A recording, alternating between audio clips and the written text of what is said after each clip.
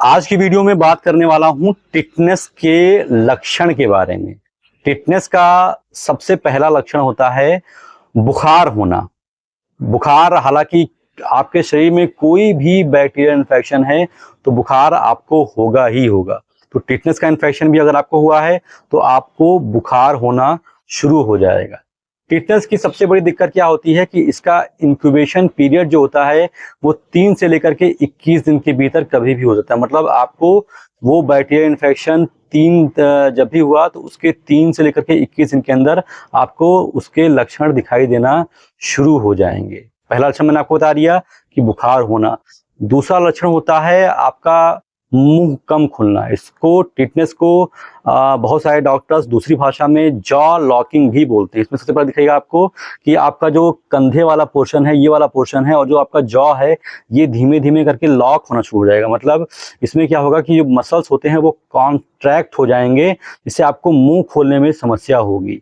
ये इसका बहुत कॉमन लक्षण होता है। इसके अलावा आपके शरीर के कई सारे मसल्स में ऐंठन हो जाएगी, जैसे पीठ के मसल में ऐंठन होना।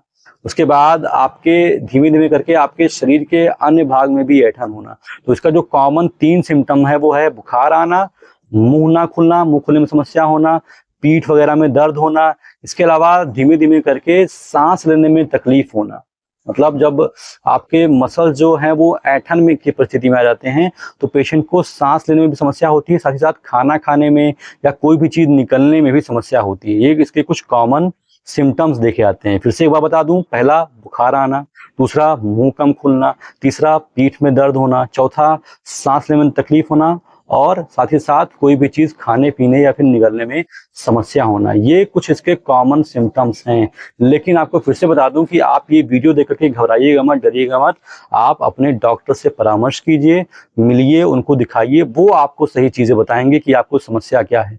मैंने सिर्फ आपको लक्षण बताए हैं, और ये लक्षण सिर्फ टिटनेस में ही नहीं होते हैं, ये लक्षण और चीज़ों की वजह से भी हो सकते हैं। इसलिए घबराइएगा मत। अभी मैंने आपको सिर्फ लक्षण बताया, घबराने की आवश्यकता नहीं है।